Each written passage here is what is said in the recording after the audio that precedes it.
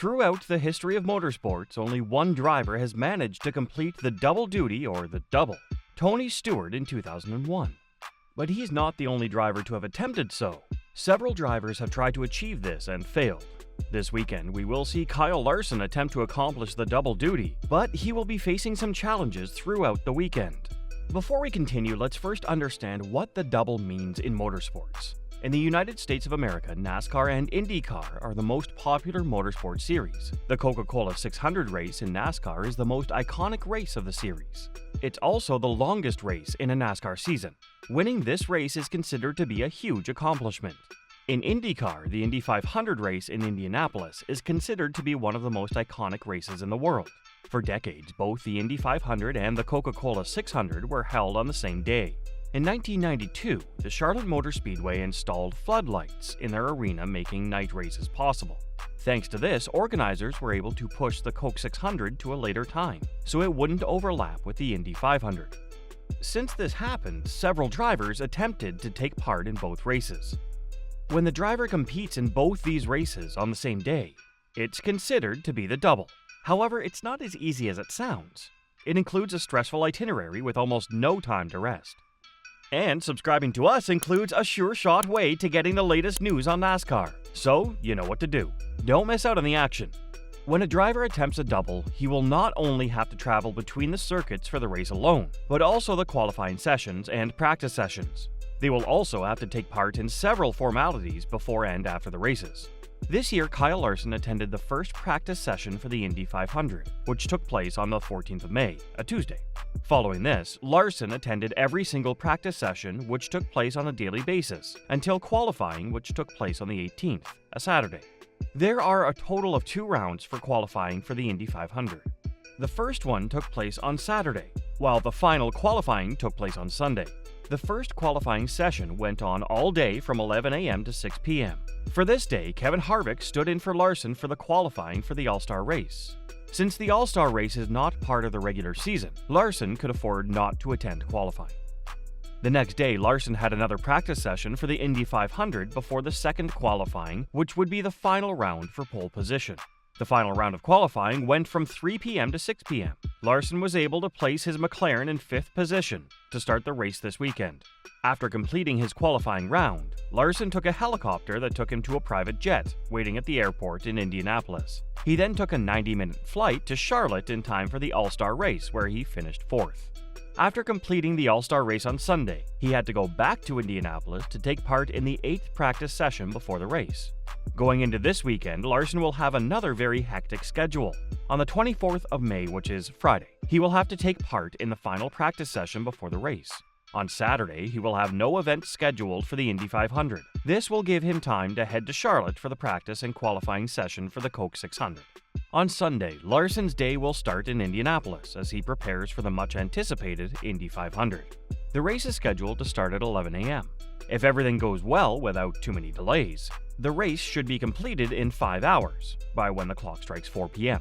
After this, Larson will once again travel through air to Charlotte just in time for the Coke 600, which is scheduled to start at 6 p.m.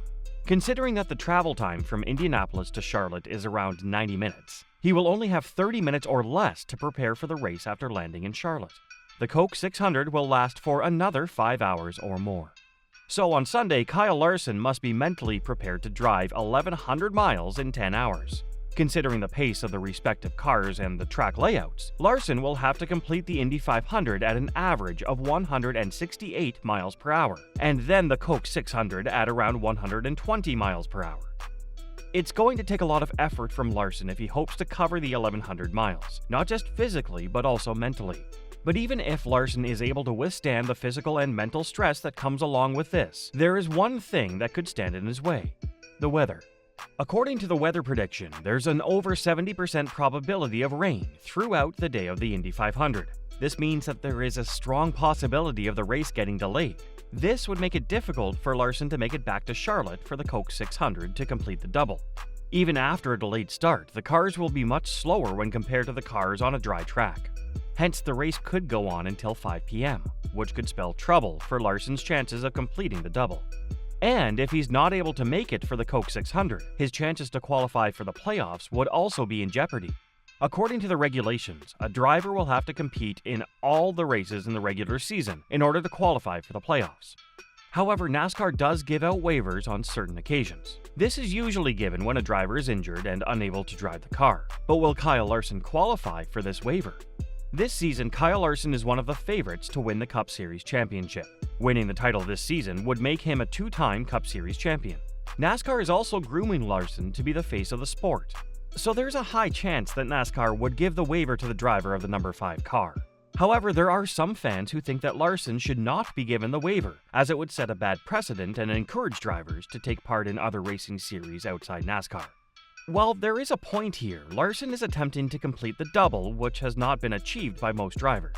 Considering that this is a major title to hold for a driver, it would not be right if NASCAR denies him the waiver. In motorsport history, only one driver has been able to complete all 1,100 miles of both the Indy 500 and the Coke 600. Tony Stewart achieved this on his second try at the double in 2001. Looking at Kyle Larson's recent form in NASCAR and his qualifying performance last Sunday, there's no doubt that he will have a good chance to be the second driver to complete all 1,100 miles on Sunday. His only wish would be for a clean Indy 500 race with no delays, which looks unlikely due to the predicted rain. Given that not a lot of drivers know what it's like to attempt the double, let's hear from a couple of drivers who have. Here's what Tony Stewart said. "I remember how bad I felt about 100 laps into the 400 laps in Charlotte. We were probably 150 miles into the race, and I realized I was hungry. And it's not like you can stop and pull through a drive-thru and get a sandwich, some fries, and a Coke and go on down the road. That was just one of the many variables that I didn't know going into it and didn't think about. I was so focused on just driving the race cars." Another driver who made multiple attempts for the double was Robbie Gordon. "Larson has lost that margin of where we'd get there an hour or maybe 45 minutes before the green in Charlotte," Gordon said. "He has to have a perfect event to pull off the start of both events." This is going to be one stressful weekend for Larson and for the fans who will be following him from Friday. But when Larson was asked if he could take the level of stress, he had a simple 9-word response that needed no further explanation. "If Tony can do it, I can do it." Phew. It's going to be interesting to see if Larson can pull off the double this weekend. If he is able to complete all 1,100 miles, he will only be the second driver to do so. What would make this achievement even more amazing is if he's able to win the Coke 600, but he might not be able to complete the double if he wins the Indy 500. According to tradition, the driver who wins the Indy 500 will not attend the Coke 600. However, it is a tradition that no driver has had the opportunity to uphold. No driver attempting the double has won the Indy 500 race. So if Kyle Larson does win the Indy 500, he could just say, screw tradition. At the end of the day, Larson is a NASCAR driver and could risk losing his playoff spot if he does not attend the Coke 600. Before we end this video, let's take a final look at what the weekend looks like for Kyle Larson. Friday, May 24th, Carb Day practice for the Indy 500. Saturday, May 25th, practice and qualifying for the Coca-Cola 600. Sunday, May 26th, 11 a.m. Eastern Time, Indy 500, followed by the Coca-Cola 600 at 6 p.m. Eastern Time. Do you think Kyle Larson will be able to complete the double this weekend? Post your thoughts in the comment section below.